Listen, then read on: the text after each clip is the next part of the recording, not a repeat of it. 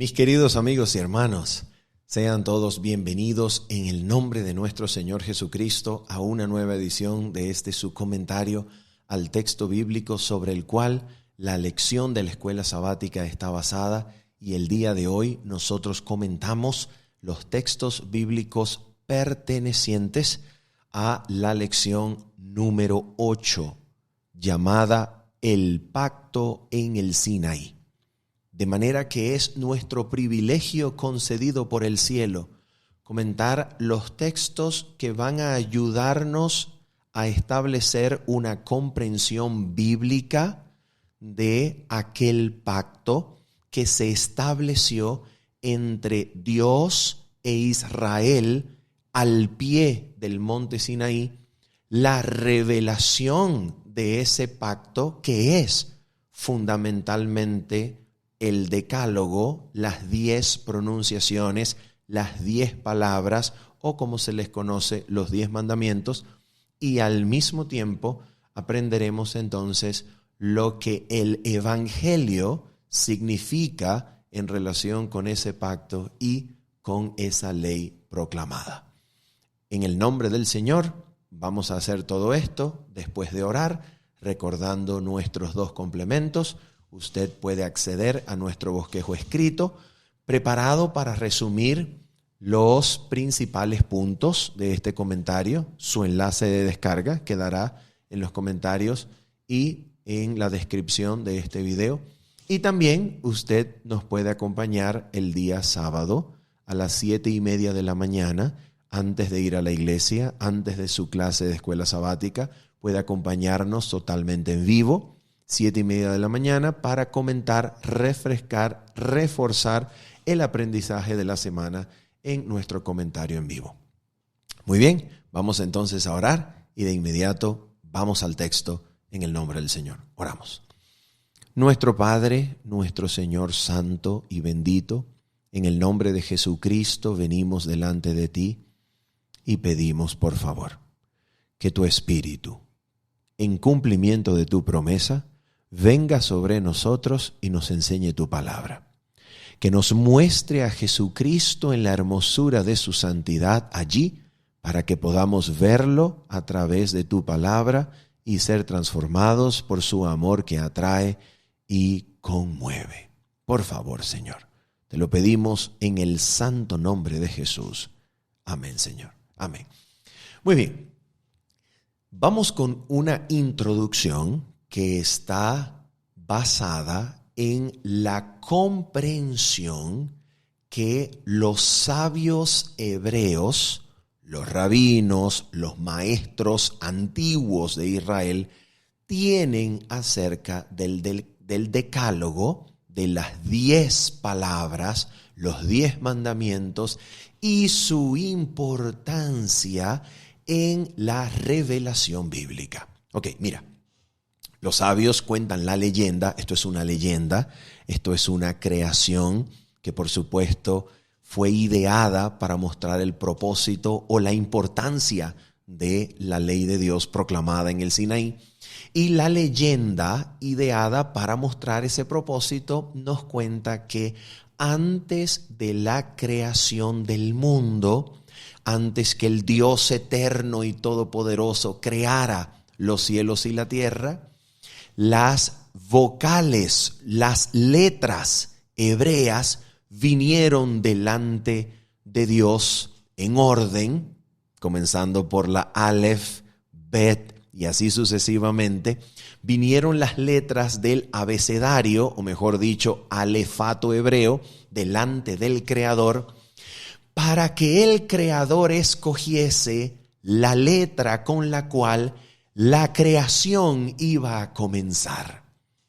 Imagínate la leyenda, ¿no? Las letras delante del Creador para que el Creador seleccionase cuál iba a ser la primera letra que Él con su boca iba a pronunciar para comenzar la creación. La sorpresa fue que el Creador escogió la letra Beit, la segunda letra del alefato hebreo para comenzar su creación, pronunciando aquel primer dicho, Bereshit baraj Elohim.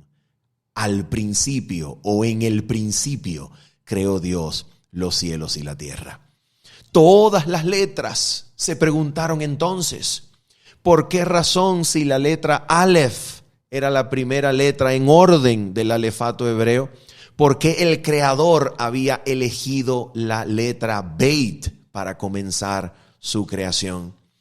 El Creador respondió con un doble propósito.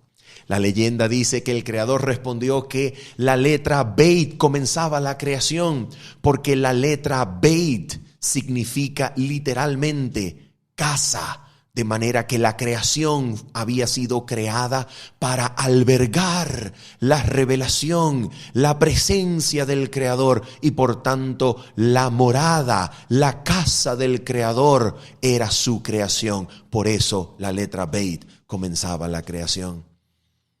Y luego el Creador respondió que la letra Aleph, la primera letra del alefato hebreo, no había sido usada al comienzo de la creación porque el Creador la había reservado para su revelación en el Sinaí. La revelación en el Sinaí que comienza las 10 palabras o los 10 mandamientos, comienza diciendo Anoji Adonai Eloheija. Es decir, Anoji comienza con la letra Aleph. De manera que el Creador reservó la letra Aleph para con ella comenzar su revelación en la montaña del Sinaí. Mira qué importante es, según esta leyenda, en la comprensión del pueblo hebreo, la revelación de Dios en el monte Sinaí.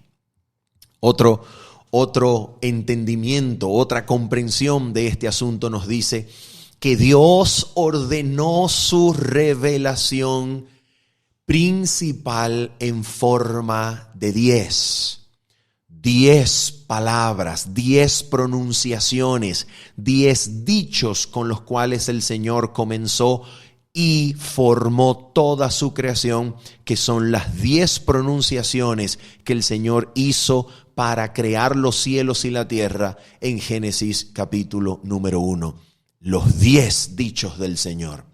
Luego, cuando la creación estuvo en peligro de olvidar a su Creador, adorando las cosas creadas antes que al Creador que es bendito por los siglos, Dios se volvió a revelar a sí mismo en forma de 10 plagas, 10 golpes al mundo natural para que el mundo entero conociese que Dios no es la naturaleza. La naturaleza no es Dios. Dios golpeó con 10 plagas a la creación para mostrar que por encima de la creación, por encima del mundo natural, funciona la mente infinita del Dios Santo que creó todas las cosas y domina sobre todas las cosas. Y finalmente, nuevamente el Creador pronunció 10 palabras, las 10 palabras del Sinaí para revelarse a sí mismo como el Dios libertador de Israel, para que Israel lo conociese y así su corazón, el corazón del pueblo, fuese ordenado, fuese alcanzado y fuese tocado para hacer de este pueblo un pueblo obediente. Así de importante es la revelación de Dios en el monte de Sinaí. Es una revelación que ocupa un lugar central en la palabra del Señor. ¿Y dónde comienza todo? Comienza en Éxodo 19. Vamos para allá, por favor.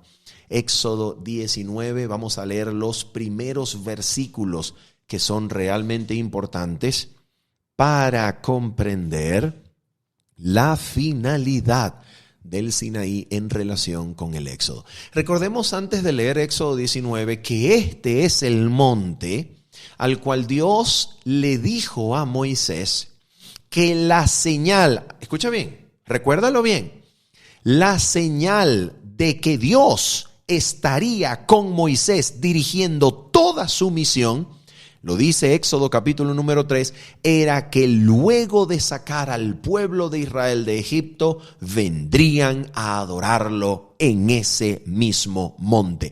De manera que el Sinaí es la completación de un ciclo de revelación que inició en el monte Horeb, que es el mismo monte Sinaí, donde Dios le apareció a Moisés por medio de una zarza ardiente. Y cuando Moisés se acercó para preguntar e indagar acerca de esta revelación, Dios le reveló su nombre que significa esencial y fundamentalmente que Dios estaría siempre con su pueblo.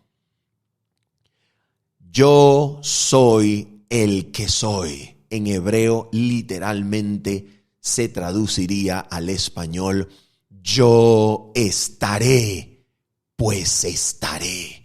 Yo estaré, es el nombre de Dios. Ese nombre, yo estaré, yo soy el que soy, mejor traducido en futuro, yo estaré. Ese nombre completaba ahora el ciclo de su revelación, trayendo a Moisés de vuelta al monte Horeb, al monte Sinaí, luego de haber estado con Moisés y el pueblo para sacarlo de la tierra de Egipto. De manera que en el Sinaí el mensaje es: ¿te das cuenta, Moisés? ¿Se dan cuenta? Los que leyeron Éxodo 3 se dan cuenta que yo saqué a Israel, que yo estuve con el pueblo, que yo estoy y estaré, y por esa razón están aquí en el monte Sinaí, porque yo estuve, estoy y estaré con ellos. Ese es el mensaje. Ahora mira, Éxodo 19 reconoce la importancia de esto. Por esa razón, en Éxodo 19 se nos va a decir a partir del versículo 4 lo siguiente. Leamos juntos. Dice el Señor, versículo 4 de Éxodo 19. Vosotros visteis lo que hice a los egipcios y cómo os tomé sobre alas de águila y os he traído a mí. ¿Escucharon eso? Os he traído ¿a dónde? A mí, dice el Señor. La libertad, el propósito del Éxodo, está en que Dios sacó a un pueblo que no era pueblo, un pueblo esclavizado, un pueblo con la cerviz doblada por la angustia, la ansiedad, el dolor y la servidumbre egipcia. Dios sacó a ese pueblo a él. El destino, el propósito del pueblo no es ni nunca fue la tierra fundamentalmente. El destino del pueblo fue Dios. El pueblo salió para Dios. Dios sacó al pueblo para Él. Y eso es maravilloso. ¿Por qué razón? Porque es en el conocimiento de Dios y en la comunión con el cielo, es solamente en la relación íntima con Dios donde existe la libertad. Donde la presencia del Señor está, allí hay reposo, porque su poder nos sostiene. Su poder opera en nosotros para que aquello que es agradable delante de Él se haga por su propio poder, operando en nosotros, que nos hace en conformidad con Él. Todo eso lo logra la comunión, donde la mente infinita se pone en contacto con la mente finita, y allí ocurre la el avivamiento. Allí la conciencia es vivificada. Allí el corazón que estaba esclavizado en delitos y pecados y por tanto muerto, incluso incapaz para comprender naturalmente las cosas espirituales, allí en el contacto de la mente infinita con la finita, el corazón es avivado, la conciencia resucita y somos nacidos, somos resucitados por medio del poder de la comunión con Dios que nos aviva y vivifica. ¿Para qué? Para que le oigamos. Ahora sí podemos oírle.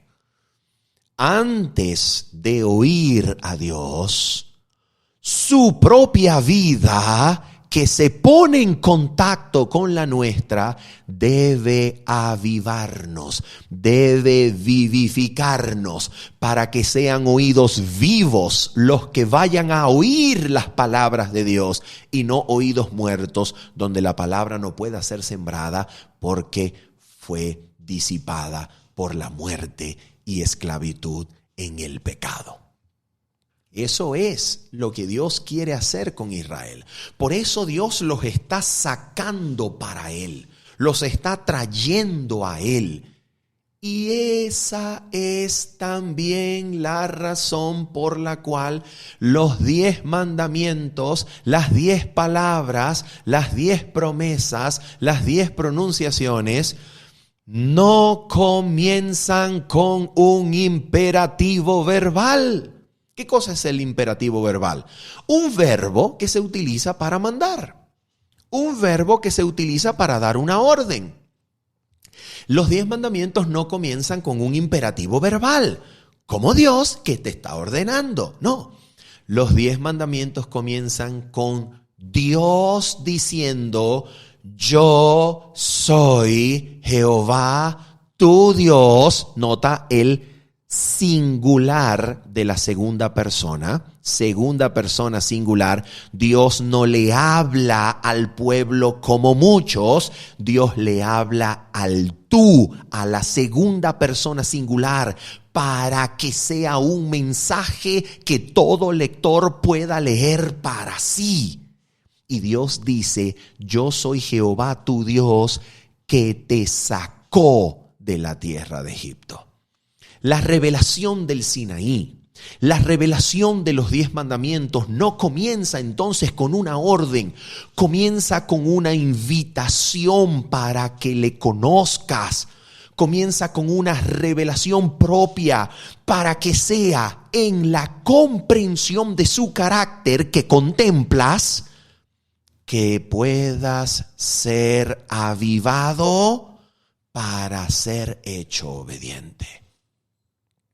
No puedes oír a Dios ordenar ley estando muerto en delitos y pecados. ¿Por qué? Porque cuando lo escuches, no vas a obedecer. ¿Por qué? Porque la ley, escúchalo bien, no tiene como propósito vivificar. Y ya lo vamos a ver. Ya lo vamos a ver más adelante. La función de la ley nunca fue, ni ha sido, ni será vivificar. Entonces, no puede un muerto en delitos y pecados oír la ley pensando que la va a obedecer si está muerto en delitos y pecados. Necesita ser librado de la muerte y esclavitud del pecado por medio de la contemplación del Dios que se revela a sí mismo y en el conocimiento de aquel que nos llamó por su gloria y excelencia. Somos habilitados para ser participantes de la naturaleza divina que nos habilita para la obediencia. Por eso Dios sacó al pueblo para Él y comienza su revelación en Éxodo 20 diciendo: yo soy Jehová tu Dios que te sacó de la tierra de Egipto. Porque solamente el que ha experimentado la libertad de Cristo, solo el que ha sido libertado por Cristo, puede ahora oír con oídos vivos que lo llevarán a la obediencia. Ese es el mensaje. Ese es el mensaje de Éxodo 19. Y por esa razón vamos ahora a mirar lo que va a suceder según Dios lo promete y según finalmente sucedió. Y aquí necesitamos estar demasiado atentos. ¿Demasiado atentos a qué? Escucha esto. Dios tiene un plan y por eso los llevó al Sinaí. Dios tiene un plan. Dios se va a revelar a sí mismo. Dios tiene un plan. El plan de Dios es que esa revelación de sí mismo para el pueblo produzca en el pueblo algo. Cuando ese algo sea producido en el pueblo estará listo para oír con fe y ser hecho obediente. Pero lo que va a suceder es que la promesa y la revelación de Dios en el Sinaí no produjeron ese algo y en consecuencia el propósito original de Dios, su plan A para con Israel y el Sinaí, no se va a cumplir. Y eso es lo que nosotros necesitamos diferenciar cuando leemos el texto bíblico. Vamos a mirar. Atención. Éxodo capítulo número 4, Éxodo capítulo número 19, versículo 4 en adelante. Leemos. Vosotros visteis lo que hice a los egipcios y cómo os he traído sobre alas de águilas y os he traído a mí. Ahora pues, si diereis oído a mi voz y guardareis mi pacto, vosotros seréis mi especial tesoro sobre todos los pueblos, porque mía es toda la tierra. Y vosotros me seréis un reino de sacerdotes y gente santa. Estas son las palabras que dirás a los hijos de Israel. ¿Qué es lo que está sucediendo? Dios se acerca a Moisés y le manifiesta su propósito de darle a Israel su pacto. Dios quiere que el pueblo oiga y que cuando oiga el pueblo sea hecho obediente a esa promesa, a esa revelación por el mismo poder de Dios que los ha traído a Él. Con el mismo poder que les dio agua, con el mismo poder que les dio pan, con el mismo poder que los alimentó y los sostuvo con vida, ahora quiere darles poder por su palabra.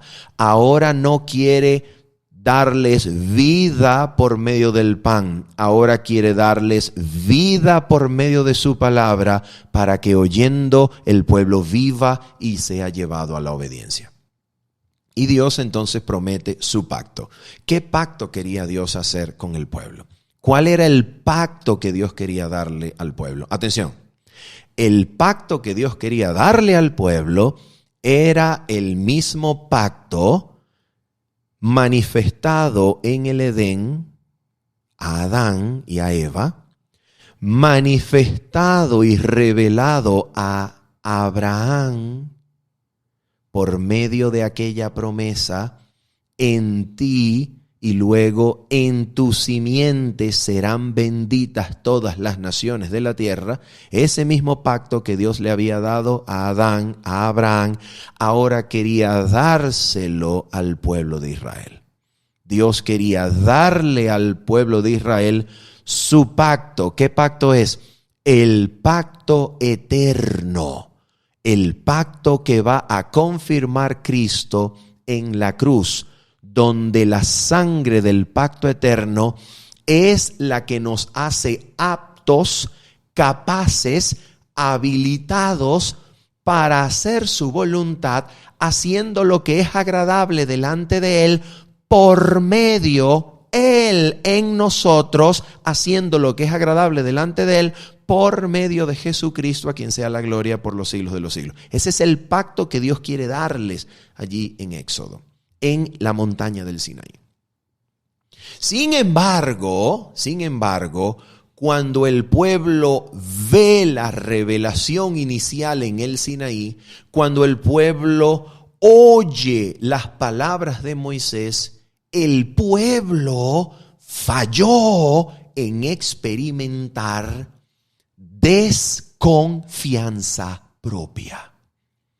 El pueblo fue llevado al Sinaí para ser impresionado y reaccionar con humildad, reaccionar con desconfianza propia, que lo llevase a aferrarse de la promesa de Dios para ser ayudados y ser hechos obedientes.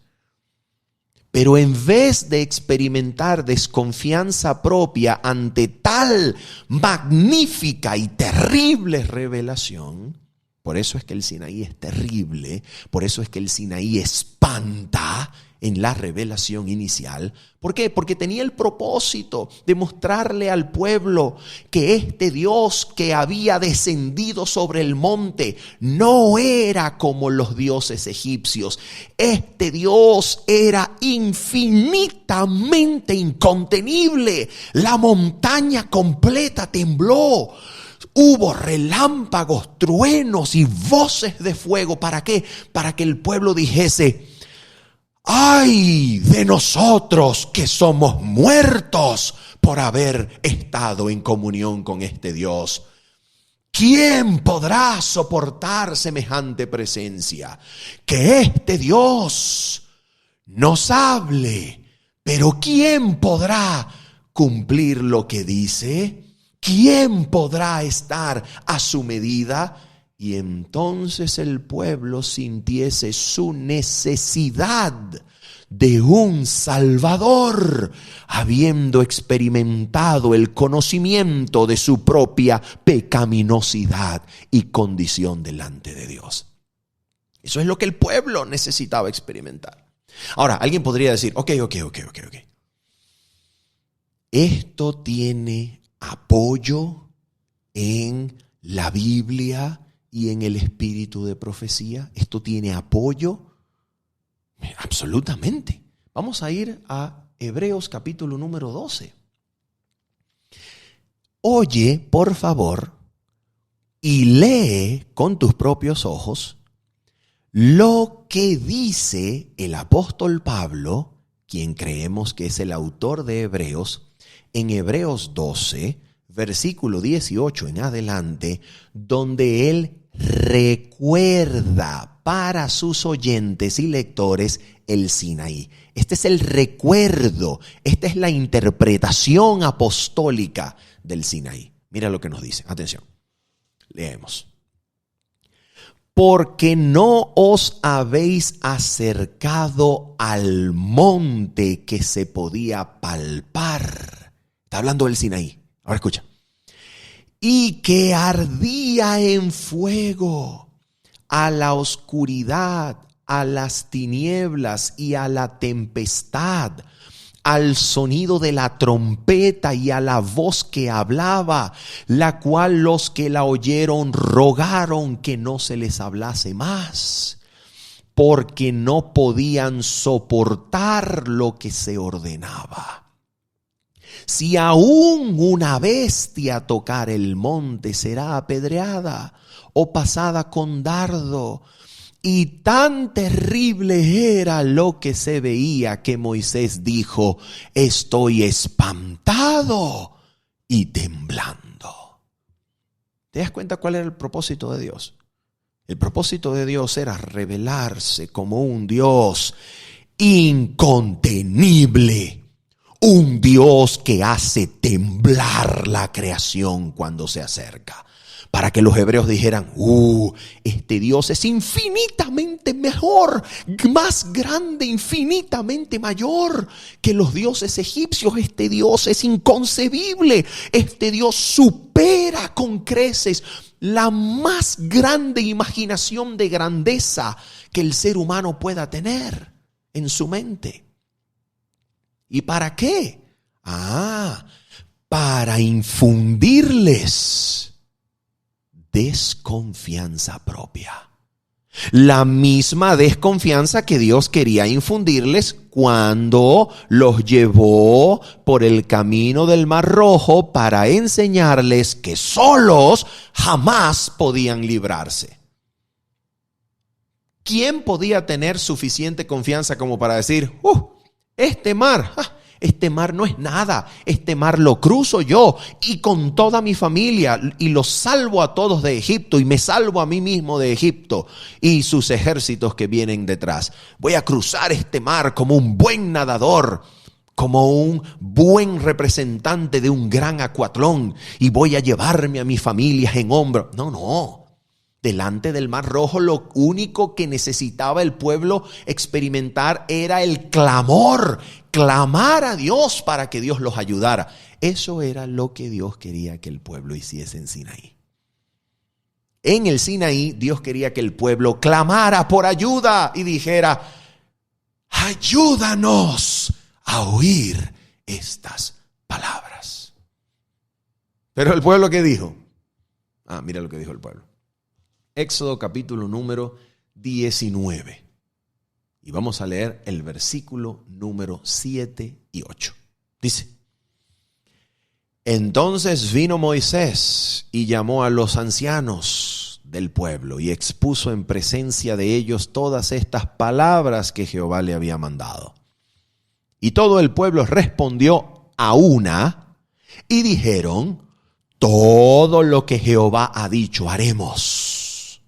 Y Moisés refirió a Jehová las palabras del pueblo. Todo lo que Jehová ha dicho haremos. Y las repite en Éxodo 24, versículo 7. Todo lo que Dios ha dicho haremos y obedeceremos. Pregunta: ¿era una manifestación de confianza propia apresurada? Absolutamente. ¿Tiene apoyo esta presentación del Sinaí y lo ocurrido? Tiene apoyo, tanto en la Biblia como lo acabamos de ver y también en el espíritu de profecía. Vamos a leerlo en el espíritu de profecía, por favor. Capítulo 32.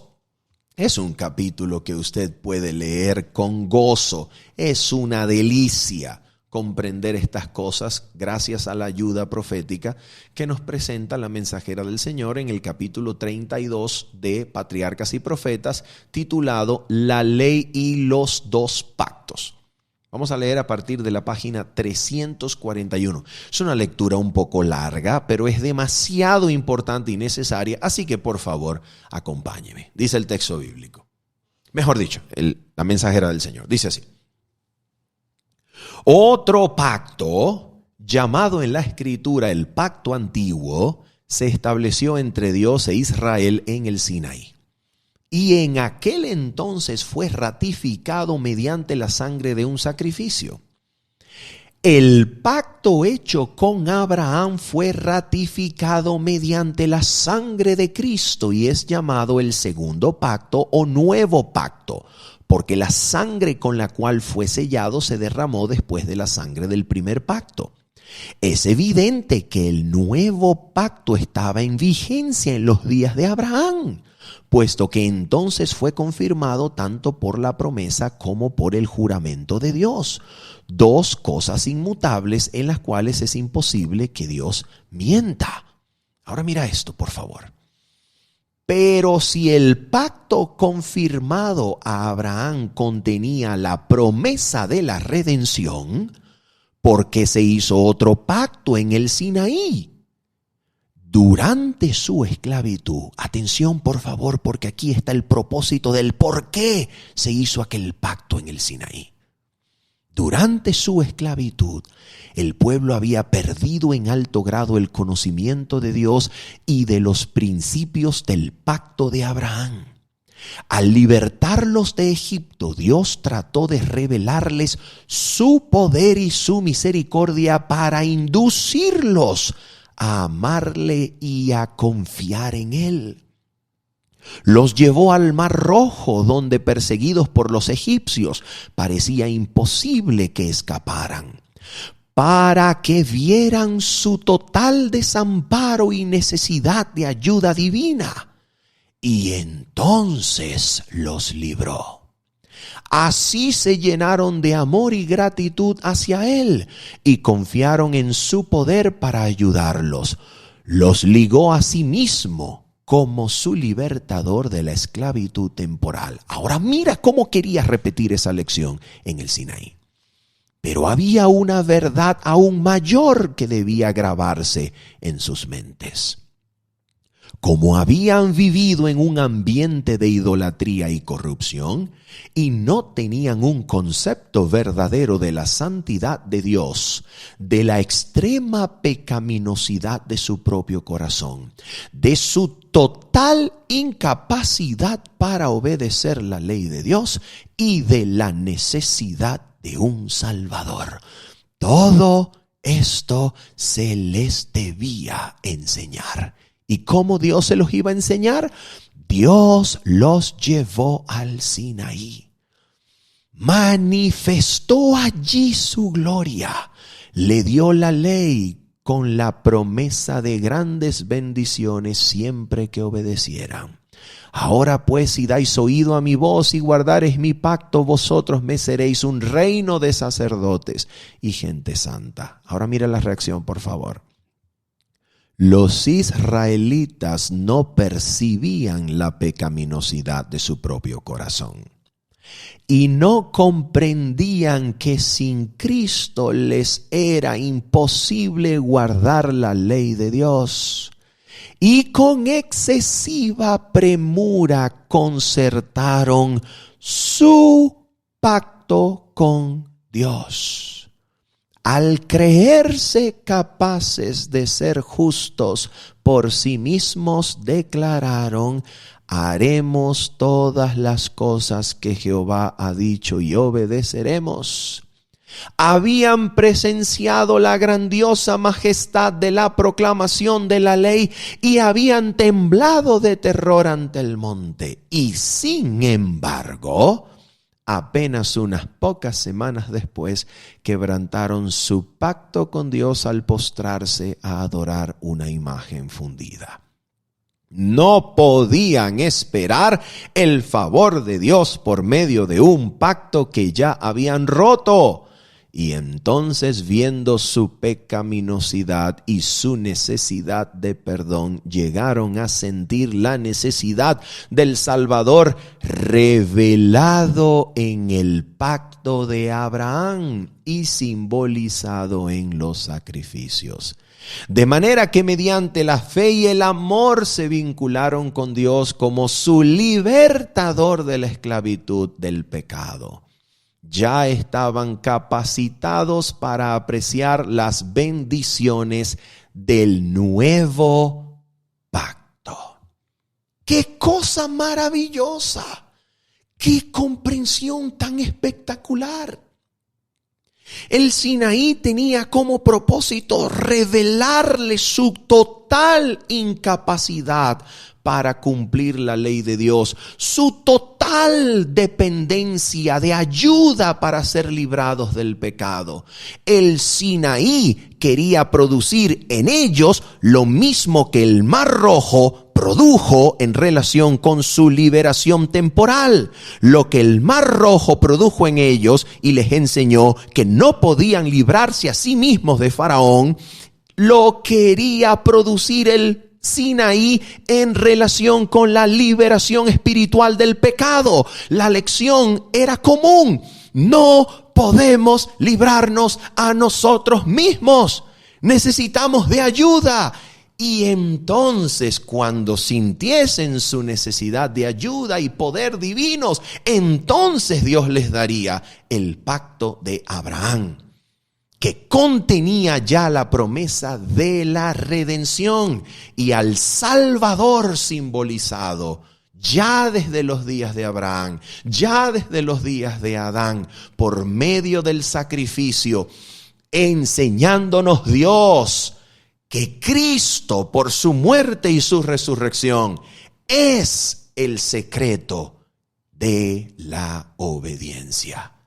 Él primero nos libra, Él nos quiere salvar, Él nos da su promesa, Él viene a nosotros, nos encuentra, nos vivifica y entonces Él mismo nos hace obedientes. Pero nosotros no podemos por nosotros mismos obedecer, creyendo que la obediencia es nuestra parte del pacto, porque si creyese que la obediencia es mi parte en el pacto, estoy ofreciéndole a Dios como mi parte exactamente lo que no puedo darle.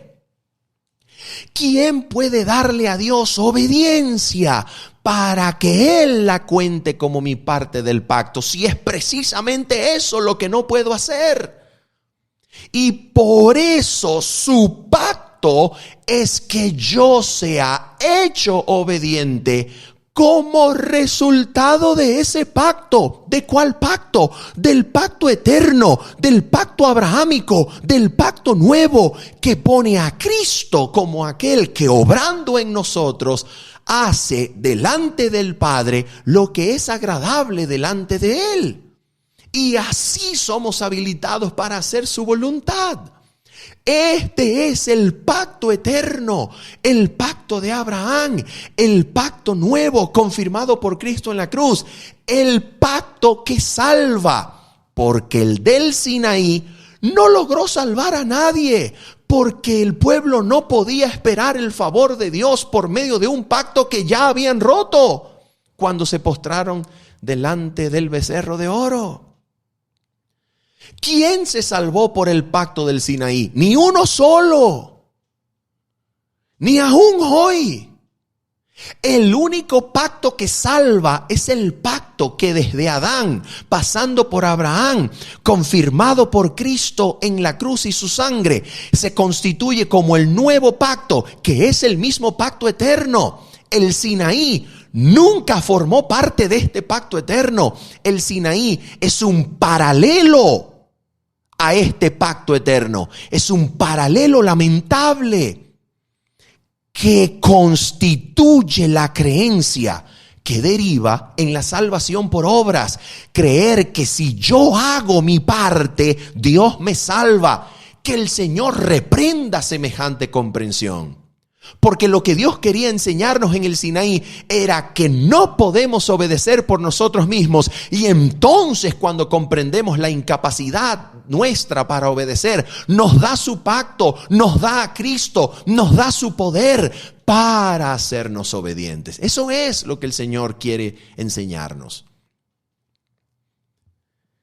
Y esta comprensión del pacto es la comprensión que Dios en su santísima misericordia envió a la iglesia en 1888 por medio de los pastores Waggoner y Jones, y que Elena de White confirmó como la comprensión del pacto que le había sido mostrada que era correcta, y en contra de la cual involucrar las facultades mentales en oponerse es una pérdida de tiempo. Esto es lo que el Señor quiere que hoy sepamos. Quiere que sepamos que cuando soy vivificado por Cristo, y solamente cuando soy vivificado por Él, entonces, como milagro de su propio pacto y su poder, soy hecho obediente por la obra de Cristo adentro. El único que puede librarme de la esclavitud, del pecado y de la muerte. Es por esa razón que la ley, escucha bien, es por esa razón que la ley revelada en el Sinaí va a tener varias funciones. ¿Ok? La ley revelada en el Sinaí va a tener varias funciones. A ver, ¿cuáles son las funciones que la ley dada en el Sinaí va a tener? ¿Cuáles son las funciones? A ver, número 1. Número 1. Romanos capítulo número 7, versículo número 12. Romanos capítulo número 7, versículo número 12. ¿Qué dice el texto bíblico? El texto bíblico dice lo siguiente. De manera que la ley a la verdad es santa y el mandamiento santo, justo y bueno. ¿De qué ley está hablando? De la ley que contiene el mandamiento de no codiciarás según el versículo número 7. ¿De qué ley está hablando? Está hablando de los 10 mandamientos. Los 10 mandamientos entonces comunican una revelación de Dios que nos muestra que Dios es justo, es santo, es bueno y su voluntad es perfecta. ¿Ok? Muy bien. El segundo propósito de la ley, según Romanos capítulo número 7 también, es revelar, descubrir, señalar y llamar así al pecado por su nombre. Por eso dice el texto bíblico lo siguiente.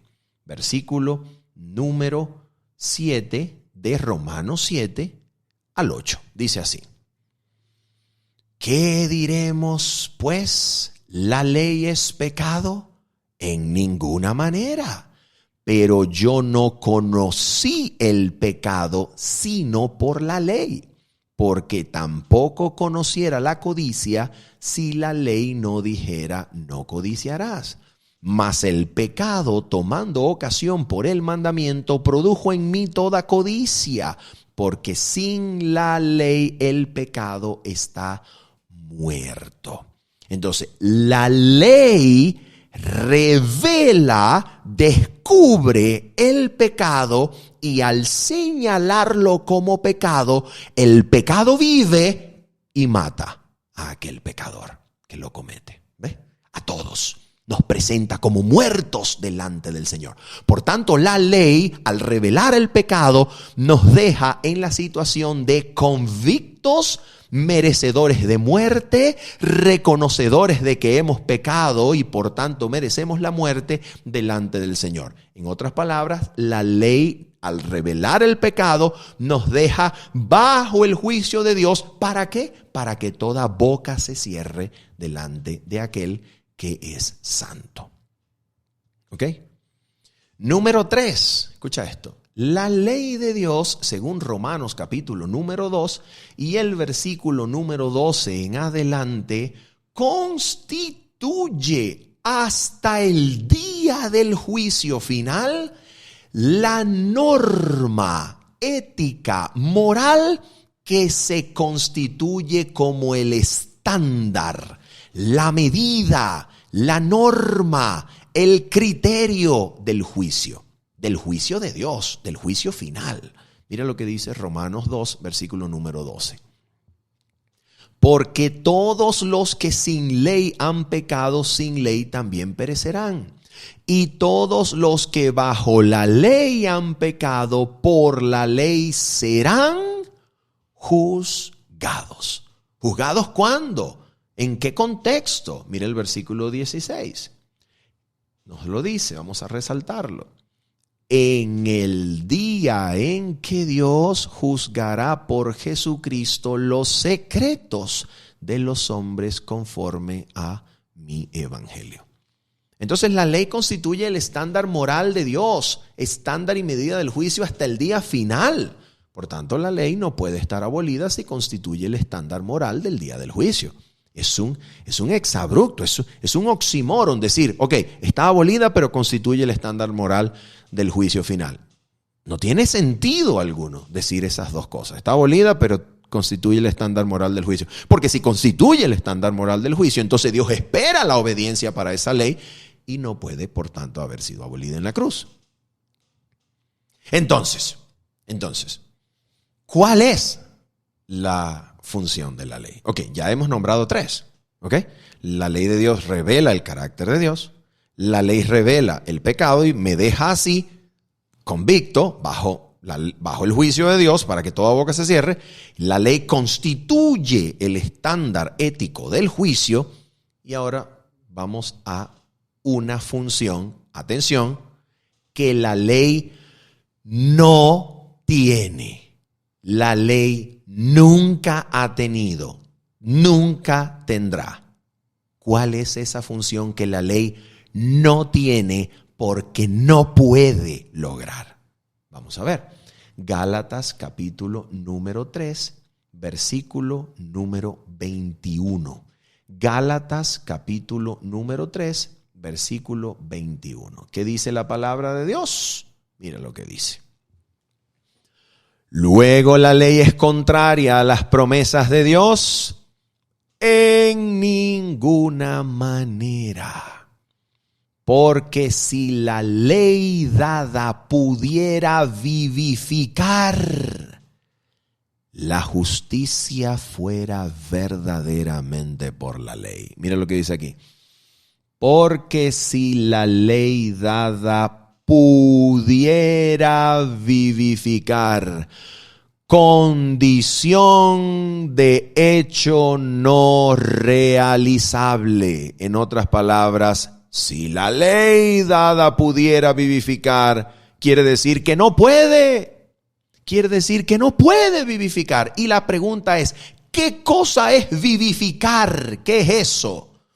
Vivificar quiere decir lograr que en nuestra humanidad vivamos en la carne, no conforme a la carne y sus deseos y pasiones, sino que vivamos en la carne conforme a la voluntad del Espíritu, para que no satisfagamos los deseos y pasiones de la carne, sino que vivamos y andemos en el Espíritu y la justicia de la ley se cumpliese en nosotros.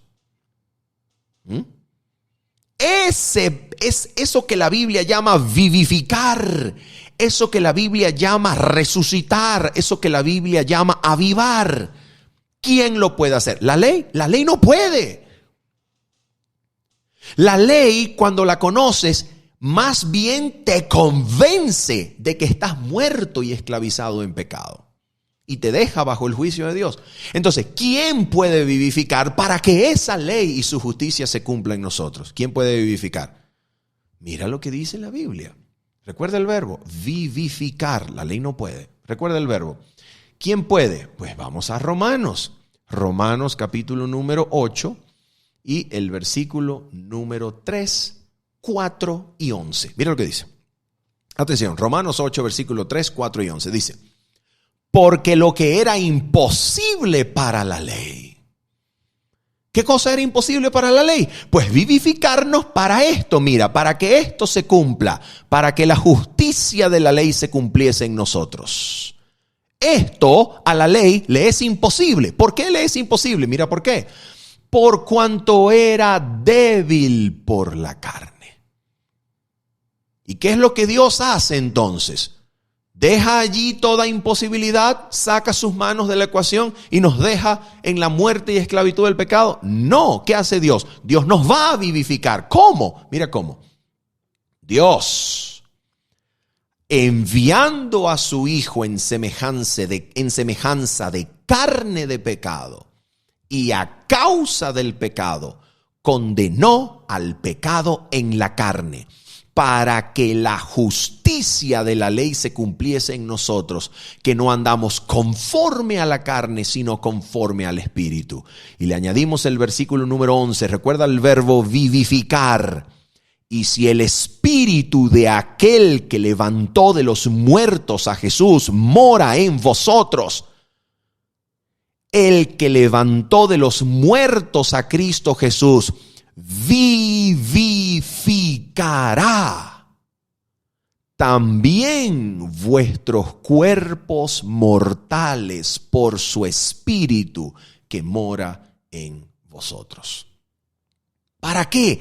Para que aferrados de Cristo y por la fe en aquello que aconteció y ocurrió en la cruz, Dios condenando el pecado en la carne que era nuestra carne, y allí Dios condenase los pecados y allí Dios destruyese el poder del pecado sobre la carne. Nosotros ahora, por el mismo Espíritu que resucitó a Cristo, seamos nosotros resucitados y en nuestros cuerpos mortales podamos ahora recibir el cumplimiento de la justicia de la ley por su Espíritu que mora en nosotros y nos lleva de gloria en gloria, no en las andanzas de la carne, sino en las andanzas de su Espíritu, de su voluntad. Ese poder de resucitar es el poder que hace capaz a los seres humanos de guardar la ley de Dios. ¿Y dónde dice eso la Biblia? Romanos capítulo número 8, versículo 11 nos lo acaba de decir. ¿Y dónde más lo confirma? En Romanos capítulo 10, versículo 1 en adelante.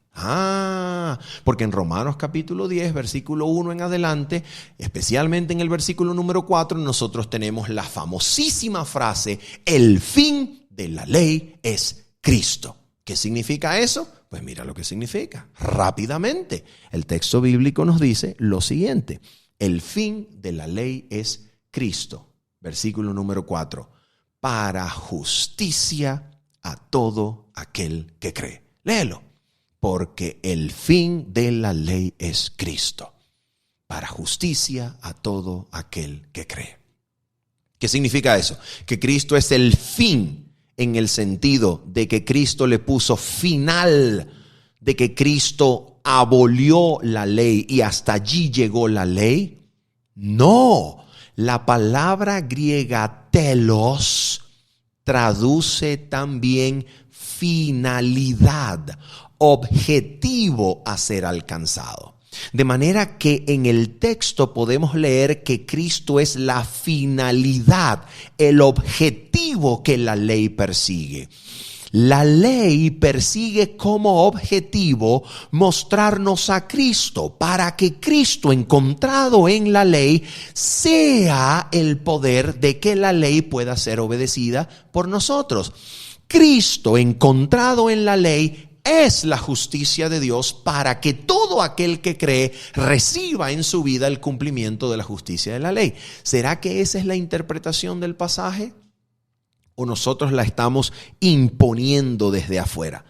No, no la estamos imponiendo. El pasaje presenta esa misma interpretación. ¿Y cómo lo sabemos?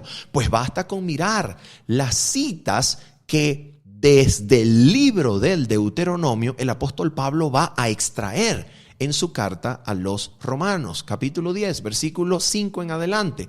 Mira la primera cita que sale de Levítico 18:5, donde nos habla de la justicia que es por la ley, no de la que es por la fe, sino de la justicia que la ley ofrece, la justicia que es por la ley. ¿Qué nos dice el texto bíblico? Mira lo que nos dice. Versículo número 5, para conocer la justicia que es por la ley. Porque de la justicia que es por la ley, Moisés escribe así: el hombre que haga estas cosas vivirá por ellas. ¿Te das cuenta? El hombre que hiciere estas cosas vivirá por ellas. Pero el apóstol Pablo cree que esto es un imposible, porque en el texto bíblico, donde este versículo de Levíticos 18:5 vuelve a ser citado por el apóstol Pablo en Gálatas capítulo número 3, a partir del versículo número 9 en adelante, en el texto de Gálatas, Pablo dice lo siguiente. Atención, Gálatas capítulo 3, versículo 9 en adelante. Mira lo que dice el apóstol. Atención. De modo que los de la fe son bendecidos con el creyente Abraham. Porque todos los que dependen de las obras de la ley están bajo maldición, pues escrito está: maldito todo aquel que no permaneciere en todas las cosas escritas en el libro de la ley para hacerlas. Y ahora escucha lo que él va a decir aquí. Atención, mira el contraste, por favor. Y que por la ley ninguno se justifica para con Dios es evidente, porque el justo por la fe vivirá. Y la ley no es de fe, sino que dice: el que hiciere estas cosas vivirá por ellas. De manera que si la ley no es de fe, la ley no ofrece la justificación, porque esto es inalcanzable y por tanto ninguno se justifica por la ley, sino por la fe que hemos de vivir. De manera que en Romanos capítulo número 10, versículo número 5, el apóstol Pablo elimina la posibilidad de que la justicia sea por la ley, porque depende de que el hombre viva en todas las cosas de la ley, y esto, cuando se conoce la ley, ya es imposible, porque el hombre, al conocer la ley, en vez de animarse a guardarla, lo que experimenta es el conocimiento de que ya la quebrantó. Por eso ya no vivió en todas las cosas de la ley, porque al conocer la ley ya se dio cuenta que la quebrantó. Por eso está fuera de la ecuación el poder guardar todas las cosas y vivir por medio de esta obediencia. Y ahora, si esta no es la justicia entonces que Dios quiere darnos, sino que la justicia de Cristo, la justicia de Dios por la fe a todo aquel que cree, es lo que Dios quiere darnos, ¿cómo es esta justicia? Pues mira cómo es, versículo número 6. Ahora sí, el apóstol cita Deuteronomio capítulo 30, versículo 11 en adelante. Citando Deuteronomio, el apóstol Pablo dice así: pero la justicia que es por la fe dice así: no digas en tu corazón, ¿quién subirá al cielo? Esto es, para traer abajo a Cristo. ¿Cómo se interpreta esto? Es muy sencillo. Si lees Deuteronomio capítulo número 30, ¿ok? A partir del versículo número 11, te vas a dar cuenta lo que Pablo está haciendo. Mira lo que el apóstol Pablo está haciendo en Romanos 16. Dice él: porque este mandamiento que yo te ordeno hoy, dice Moisés en Deuteronomio 30, versículos que Pablo está citando, porque este mandamiento que yo te ordeno hoy no es demasiado difícil para ti, ni está lejos. No está en el cielo, está en el versículo de Pablo, Romanos 16, atención, este es el versículo de Pablo. No está en el cielo para que digas, ¿quién subirá por nosotros al cielo y nos lo? Mira la palabra resaltada en la pantalla. Y nos lo traerá. ¿De quién está hablando Deuteronomio 30, versículo 12, cuando dice, y nos lo traerá? Y nos lo hará oír para que lo cumplamos. ¿De quién está hablando ese lo? Del mandamiento. Pero cuando Pablo, vamos a Romanos 16, cuando Pablo cita el texto, dice, esto es para traer abajo, fíjate, no dice al mandamiento, sino que dice para traer abajo a Cristo. De manera que lo que Pablo está haciendo es, en vez de leer mandamiento, Pablo lee Cristo. ¿Por qué? Porque el fin de la ley es Cristo. Porque ha encontrado a Cristo donde debe decir mandamiento. Él ha visto a Cristo y lo ha visto como el poder enviado del cielo para que lo cumplamos. Por tanto, Cristo es el fin de la ley, enviado del cielo, y como lo dirá el verso 7 y 8, resucitado de los muertos, para que finalmente el mandamiento se cumpla en nosotros, los que creemos, y así experimentemos la justicia de Dios para todo aquel que cree. Cristo es el poder para que el mandamiento se cumpla en nosotros. Cristo, por tanto, es la justicia de Dios que liberta del pecado y vivifica y nos pone en la condición en la cual Él, viviendo en nosotros, su ley se cumple en nosotros por su divino poder que mora en nosotros. Habiendo dicho esto y esperando que usted haya sido edificado por este comentario, nos despedimos en esta ocasión diciéndoles, nos vemos el día sábado, 7:30 de la mañana, hora local de Venezuela. Bendiciones. Chao, chao.